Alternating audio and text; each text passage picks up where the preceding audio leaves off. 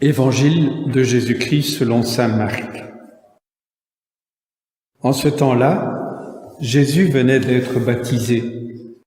Aussitôt l'Esprit le pousse au désert, et dans le désert il resta 40 jours, tenté par Satan. Il vivait parmi les bêtes sauvages, et les anges le servaient. Après l'arrestation de Jean, Jésus partit pour la Galilée, proclamer l'évangile de Dieu. Il disait « Les temps sont accomplis, le règne de Dieu est tout proche, convertissez-vous et croyez à l'évangile. » Acclamons la parole de Dieu.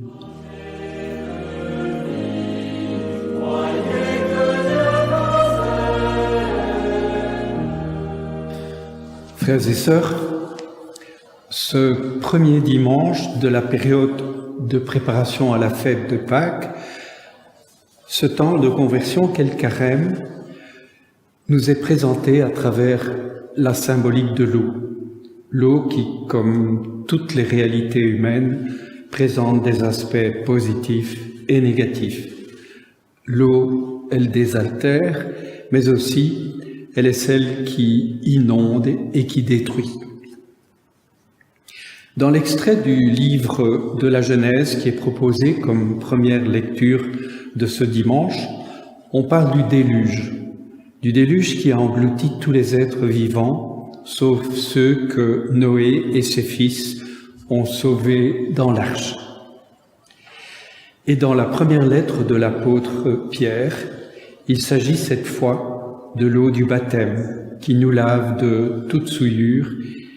Et enfin, dans l'évangile de Marc de ce dimanche, c'est Jésus qui reçoit le baptême de conversion proposé par Jean le Baptiste, et puis il s'en va au désert où il est tenté par le diable. La démarche que je vous propose se fera en 2 étapes. La première, elle sera une sorte d'état des lieux. Et la deuxième, elle nous rappellera que la vie est faite de choix qui font intervenir l'intelligence et le cœur. Et c'est par ces choix que s'opère notre conversion. Le contexte actuel n'est pas facile à vivre. La pandémie exacerbe les bons et les mauvais côtés de chacun, de chacune d'entre nous, et influence ainsi la manière dont nous nous comportons en société. Pour faire bref, il y a les égoïstes qui ne font que démolir à travers leurs propos, par exemple, sur les réseaux numériques. Et il y a les altruistes qui cherchent des solutions, qui contribuent à construire ou à reconstruire la vie de notre maison commune qui est la Terre. Et ce contexte engendre en plus, avec le temps, une certaine lassitude qui ne facilite pas les relations entre nous. Les situations difficiles révèlent souvent ce que l'on est. La symbolique du déluge exprime à sa façon les mauvais côtés de l'humanité, le chaos qui résulte de la mésentente, qui résulte des guerres. Mais il y a sur ce déluge, et c'est important de le souligner ici, il y a l'arc-en-ciel qui exprime l'alliance que Dieu propose à notre humanité. Et ne nous méprenons pas sur qui est Dieu. Dieu, il n'est pas ce personnage tout-puissant que nous sommes tentés de créer à notre image. Il s'agit là d'une idole. Dieu n'est pas un personnage que nous façonnons. Il est cet amour au cœur de chacun. Il est celui qui nous inspire et nous guide dans les paroles et les gestes de notre vie quotidienne. Dieu ne se situe pas au niveau du pouvoir, mais bien des relations qui sont source de justice et donc de paix.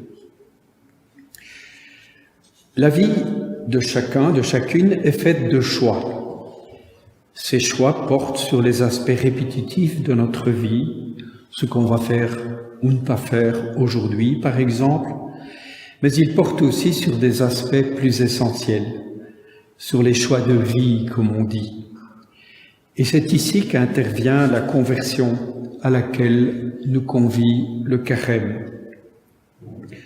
Prendre le temps de réfléchir, de faire un état des lieux de ce que nous sommes, de discerner pour changer ce qui nous paraît devoir l'être et nous engager dans ce qui nous paraît comme un bon choix. Le carême nous invite à ce temps de conversion vers les chemins de Dieu qui sont ceux de la vérité et de l'amour. Ce n'est pas uniquement une démarche de réflexion, mais aussi une démarche aimante. C'est notre personne entière, en effet, corps, esprit, sentiments, qui participent à ce temps de conversion. Et quand vous faites un bon choix, quand vous prenez une bonne décision, vous vous sentez en paix, vous vous sentez bien. Et dans le cas contraire, vous vivez mal. Dans le langage courant, vous n'osez pas vous regarder dans la glace. Cette période de pandémie nous amène à réévaluer certains de nos choix, car nous avons été ébranlés dans nos certitudes. Nous nous rendons compte que nous n'avons pas prise sur tout. Ainsi, les résultats actuels des recherches liées à la pandémie, s'ils sont fiables, ne sont pas des certitudes absolues. Le niveau des connaissances s'accroît constamment et contribue à nous protéger aujourd'hui, mais il apportera de meilleurs moyens de défense demain. Et beaucoup sont tentés de retourner en arrière, de retrouver les certitudes d'antan. Mais ce temps de carême, n'est-ce pas l'occasion de voir en avant, de voir ce qui est en notre pouvoir de faire pour mieux vivre que par le passé? Donner du sens à nos vies, c'est aussi nous rendre compte que la vie et la mort sont des réalités sur lesquelles notre contrôle est limité. Ce qui nous rend heureux, ce qui donne sens à nos vies, c'est d'utiliser nos talents, et tout le monde en a, pour bien vivre ensemble, pour apporter notre contribution à quelque niveau que ce soit, peu importe, afin que la vie, dans notre lieu d'habitation, dans notre pays, dans notre monde, que cette vie soit belle parce que fondamentalement respectueuse de l'autre, comme le respect que nous attendons de lui. La conversion à laquelle nous invite ce temps de carême s'exprime dans notre démarche de chrétien par la symbolique du baptême, qui marque extérieurement ce renouveau intérieur auquel nous sommes invités. Puisse ce temps ouvrir nos yeux comme le présente la fresque qui est située derrière moi.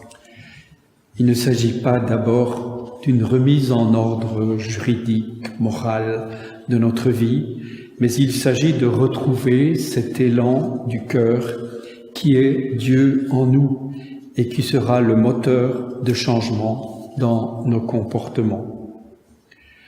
Et pour conclure, la bonne nouvelle dans tout cela, c'est de savoir que nous ne sommes pas laissés à nous-mêmes dans l'aventure de la vie, mais que la force, que l'Esprit de Dieu nous accompagne.